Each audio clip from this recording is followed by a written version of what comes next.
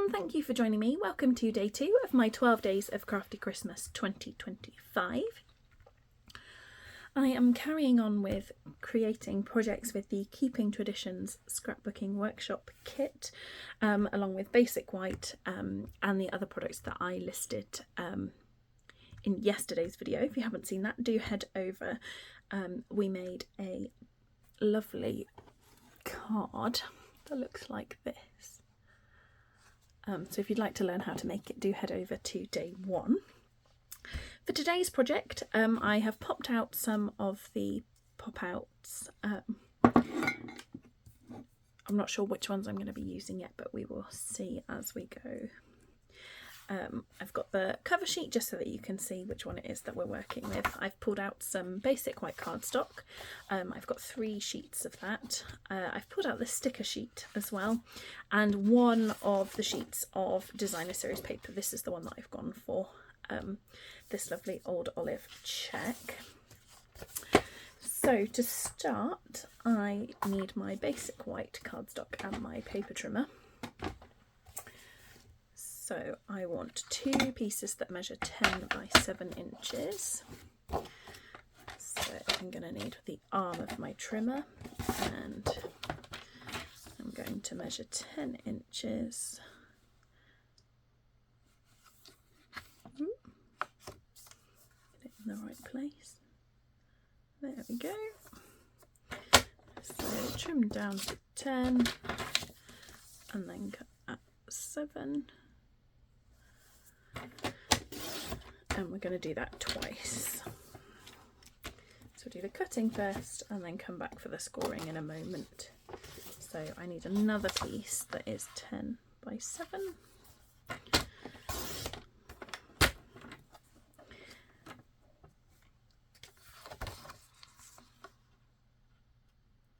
So there are some, there is a variation of this that doesn't, that uses 12 by 12 instead of A4, but I have purposefully chosen to do A4 because most of us have got A4 card in our stash, so it just seemed sensible to have an option that didn't require 12 by 12. So if you haven't got 12 by 12, you can still create it. And if you have got 12 by 12, you can just adjust the measurements a little bit, and it will work great. So you'd end up with a 12-inch piece.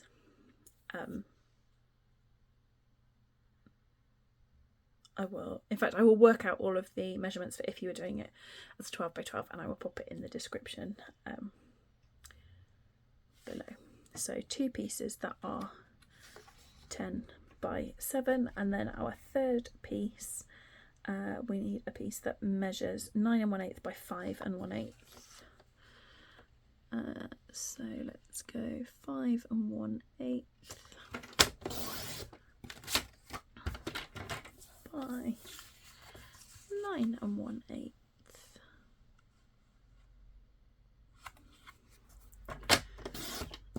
Okay, and then I'm going to cut my DSP as well while I'm here, and then we'll move on to the scoring. So you're going to want 2 pieces that measure 5 3/4 by 4 3/4.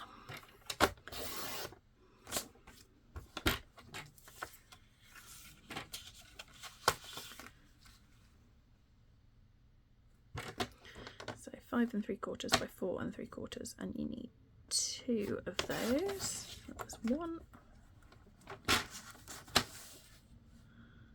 and 2.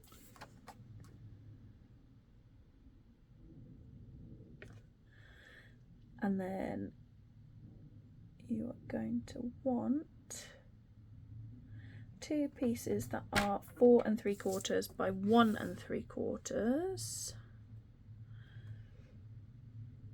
2 pieces that are 1 1/4 by 1 3/4.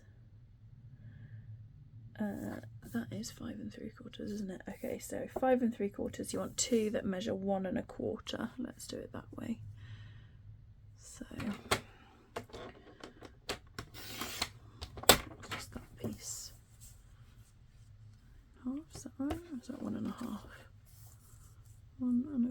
quarter. Needs a little trim.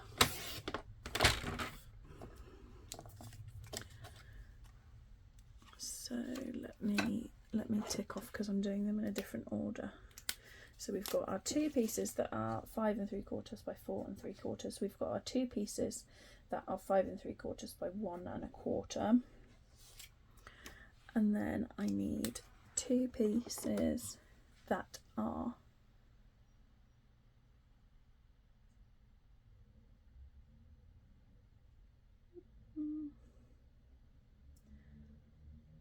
that's not right. Okay, two pieces that are 1 3/4 by 4 3/4. So 1 3/4 to 3 1/2.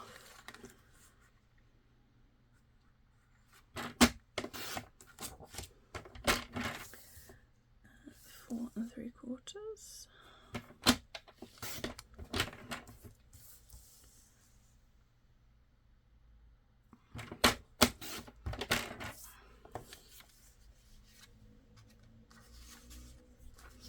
That's two ends.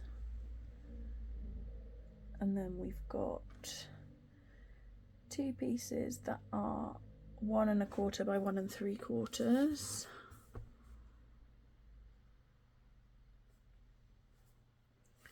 One and a quarter by 1 3/4.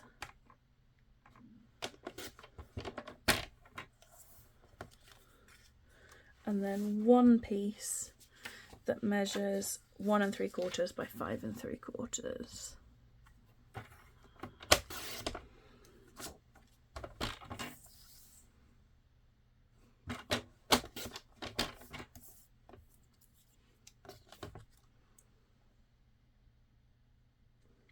One, 2, 3, 4, 5, 6, 7, 8, 9.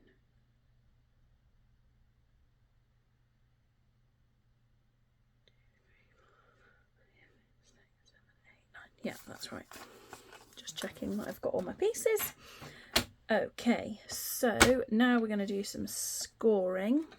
So our two pieces that are 10 by 7, we are going to score on the long side at 2 inches and at 8 inches. 2 inches and 8 inches.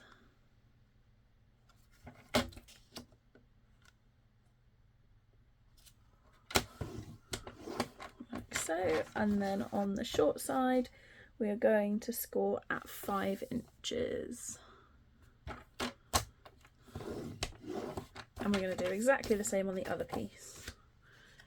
So on the long side at 2 inches and 8 inches.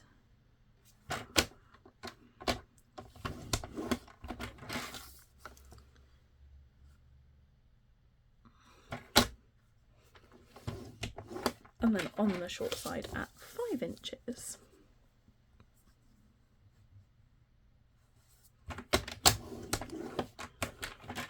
Okay, and then our smaller piece, we are going to score at 1.5 inches on each side.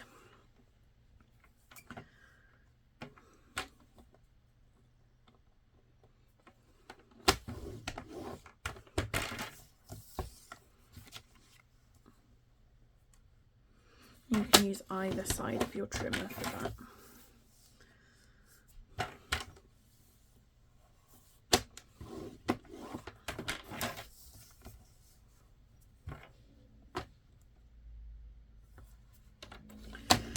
Like so. Okay.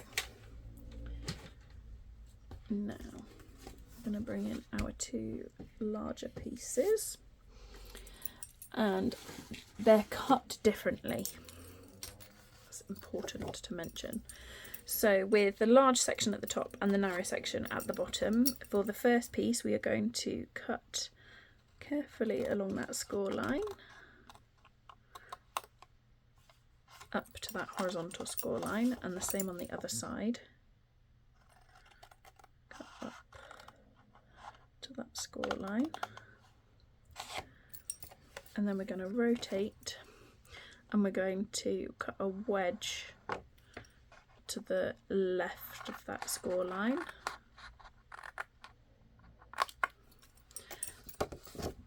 And then rotate, and we're going to cut a wedge to the right of that score line.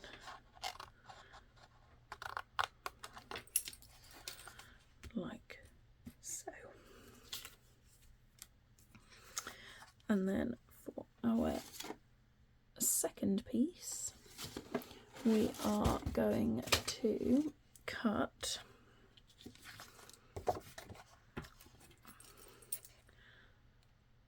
up that score line again, and up that score line, and then we're going to wedge like that and like that. So wedge like that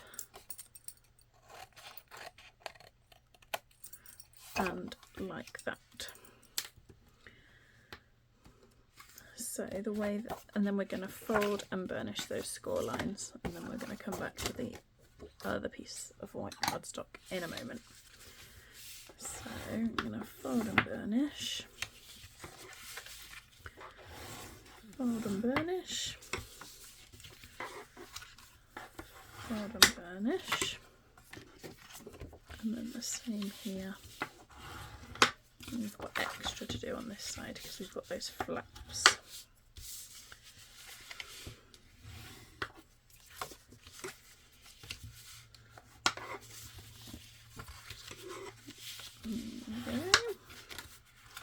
And then the way that this is going to go together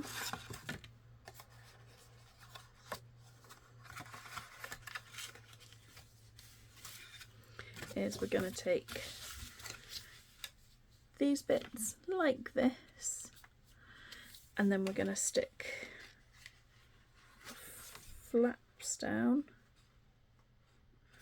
like that, and then we're going to put that piece over the top so the flap is like wedged between the two pieces, and then those bits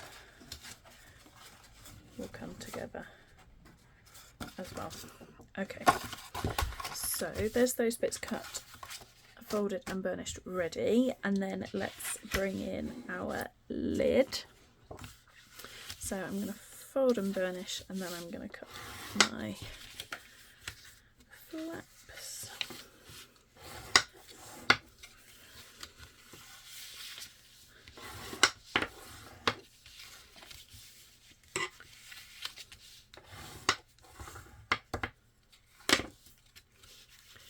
So the way that we're going to cut them is we're going to cut straight on the rectangle.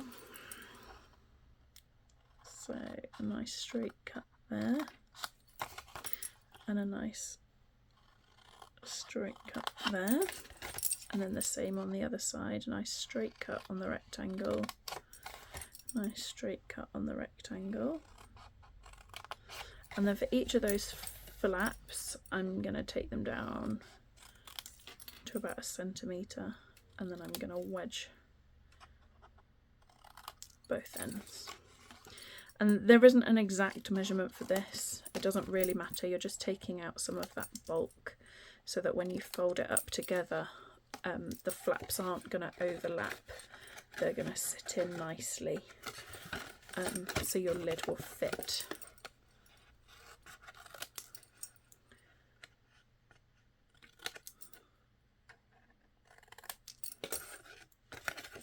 And then the fourth one, off it comes, trim it down with the wedges. Perfect. Now, before we do any sticking together of the box, we're going to stick on our designer series paper. So for the lid, you have got 4 pieces, not that one. You've got your 2 long pieces.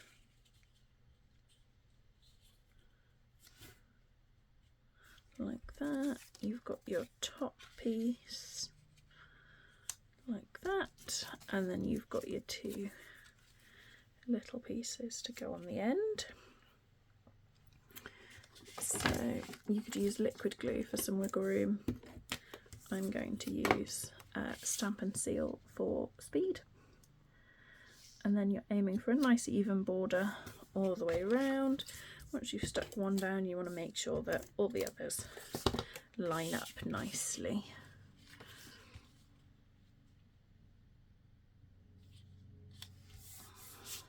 That.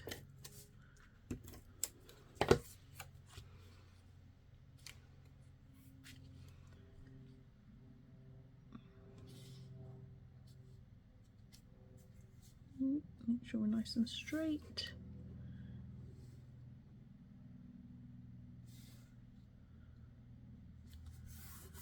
There we go. And then the bits to go on the ends. One. And the other end.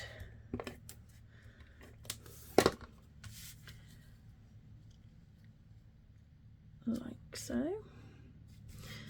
And then we can stick our lid together. So a little bit of adhesive on each of the 4 tabs. You can work a tab at a time if you think that you'll get messy. But we're just making nice right angles for all of those edges. Sorry, I don't know that you could see that. I'd pulled it a bit far towards me. There we go, so there's our lid. And then for the main body of our box, so we've got the 2 large pieces to stick on.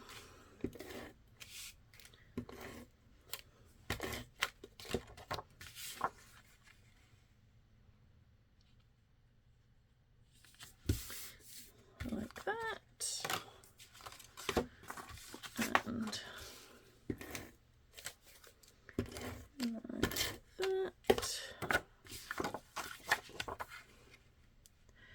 And then for figuring out our ends, it's nice and easy because it's the ones that aren't wedged.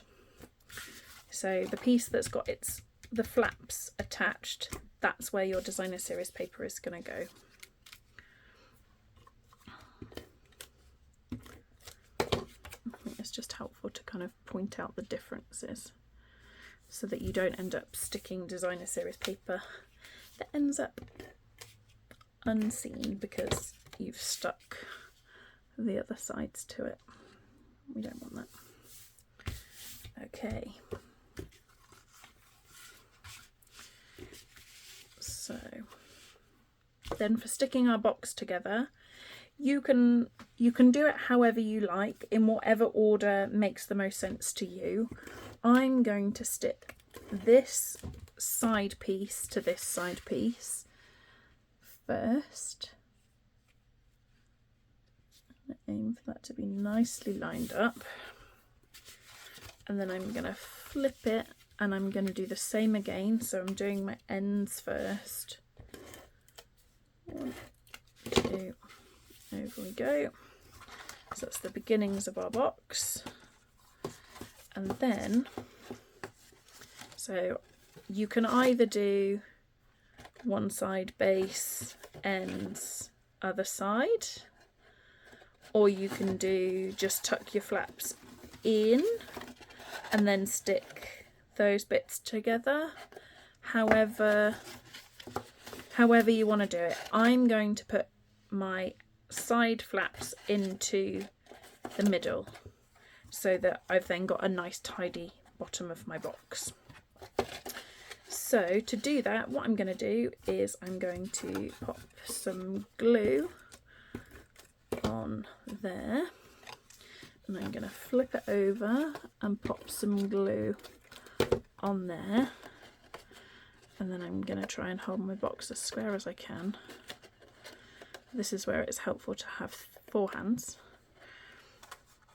And then I'm going to turn it up. So I've still got this bit pointing outwards, and then I'm just going to go in with my bone folder and kind of press it down. Because what I don't want to do is I don't want it to wobble too much, because I want to make sure I've got that nice tidy rectangle. And then for our last side we can just pop some adhesive along there and then just fold it so it's nice and square. And then again, you can go in with your hand, you can go in with your bone folder, the end of the the handle end of your scissors. You could use an acrylic block if you wanted to, and literally anything to press down. And then, whoops, our lid goes nicely over the top. Now we've got our lovely box, but we want to decorate our box. So I have grabbed some of the pop outs, and I think that I might just go for this large statement piece, and I'm going to pop it on some dimensionals. And what I'm going to do is I'm going to put the dimensionals kind of on the sides but not in the middle, and you'll see why in a moment. So I'm going to grab my dimensionals and I'm going to pop them so that we're kind of on the sides.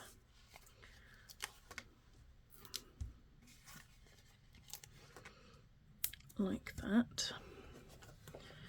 And then I'm going to take my lid off and I'm just going to grab and pull it out.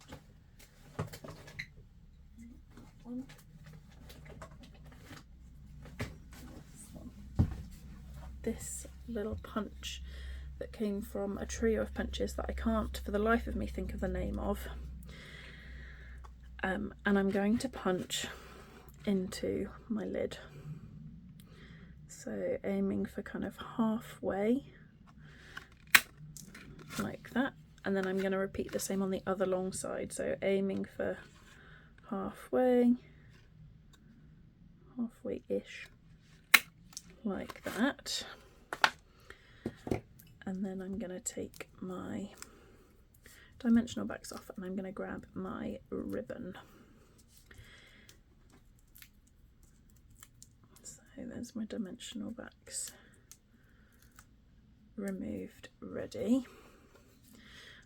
I'm going to pop some seal down the centre. Now you could use seal, you could use tear and tape. You don't want to use liquid glue. And then I'm going to guesstimate how much ribbon I want on the top, or at the top of my box. Give myself a little bit extra, and then I'm going to stick my ribbon to my die cut, because that is how my ribbon is going to stay secure to my box. So then I'm going to pop my lid back on so that I can position the die cut on the front of my box. Oops, there we go. The lid is quite generous actually, there is a decent amount of space, you just have to do a bit of a wiggle. So I'm going to kind of position my die cut, and I haven't done any pressing down because I want to be able to do a little bit of a wiggle if I need to.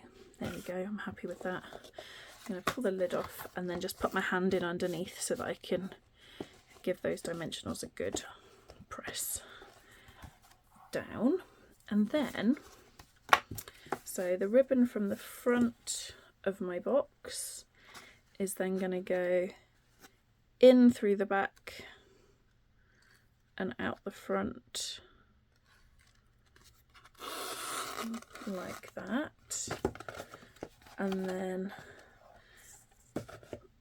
this one I haven't trimmed this end yet, so I want it to come like that. I'm just going to trim off. I've been quite generous with this ribbon. There's going to be way too much ribbon.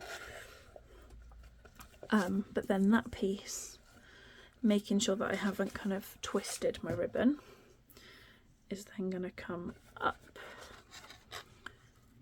through there. I don't know how well you can see that. Like that.